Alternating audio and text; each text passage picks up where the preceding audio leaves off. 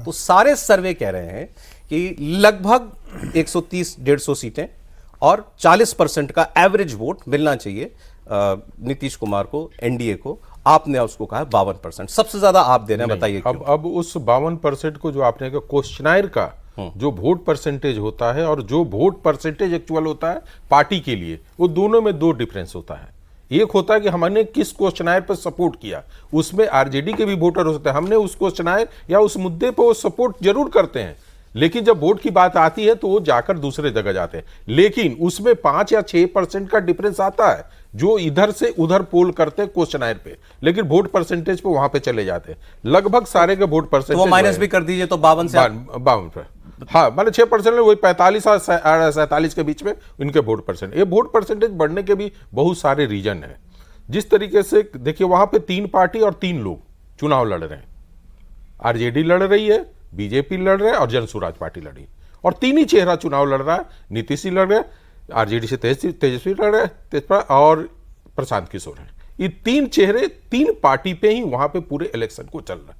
चौथे आप कहिए कि भाई नीतीश को क्यों उतना वोट परसेंटेज मिला। बीजेपी में आप देखिएगा गिरिराज जी को 1% मिल जाता है, सम्राट के पास जाइए, अशोक चौधरी के पास जाइए, किसी के पास जाइए, किसी पार्टी का जी, तो 2% 3% के बीच में वो वोट है। रविशंकर जी का भी देखेंगे आपके पास है वो कि कितने कम वोट परसेंटेज आते हैं।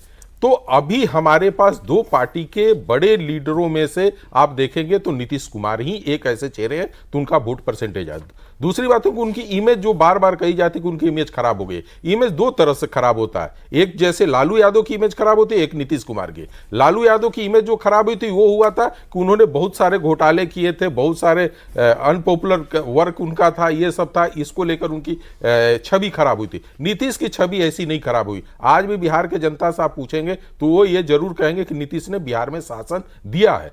करप्शन के इतने सालों के बाद भी उनके ऊपर बड़ा आरोप नहीं लगा है। नहीं, आपके मुताबिक तो कोई एंटी इनकम्बेंसी है ही नहीं उनके खिलाफ 20 साल के बाद भी? नहीं है। जो वोट परसेंटेज और जो चीजों पे चलते थे वो आज भी वहीं पे टिके हुए। अब सर आप बताइए, 4 सर्वे मैंने बताया, चारों की डायरेक्शन एक है, 130 से 160 तक सीटें दे रहे हैं और 52% तक वोट, 40 से 52% तक वोट। आप सहमत हैं? वोट परसेंटेज चलिए ठीक है, मैं 45% बोल देता हूं। 45 तो आप भी मान रहे हैं ना, 40 से 45% वोट। इस ट्रेंड से सहमत हैं?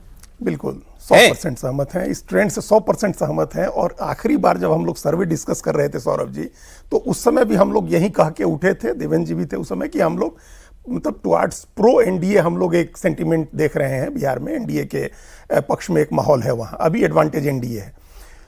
ये जहाँ तक वोट परसेंटेज की बात है तो एक सिंपल गणित आप समझिए, पिछला चुनाव जो था 2020 का, तो 37% पर दोनों गठबंधन, 37% एनडीए और 37% महागठबंधन, 37.26 प्रिसाइजली और 37.23%, ठीक है, 0.03% का फर्क था।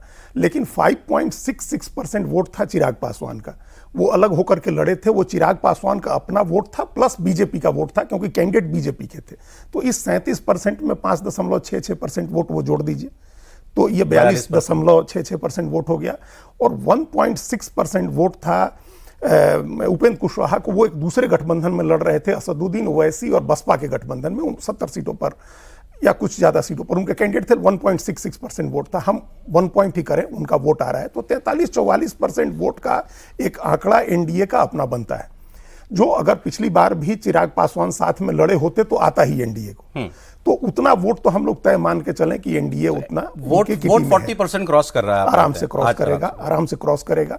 एक बात तो ये, और जब 40% आप वोट क्रॉस कर जाएंगे, और इंडिया ब्लॉक जो है, जो महागठबंधन है, पिछली बार 37% था, उसमें कोई नया वोट ऐड नहीं हो रहा है, क्योंकि वैसे ही अपना अलग लड़ ही रहे हैं, बसपा अपना अलग लड़ रही है, उनका वोट अपनी जगह है।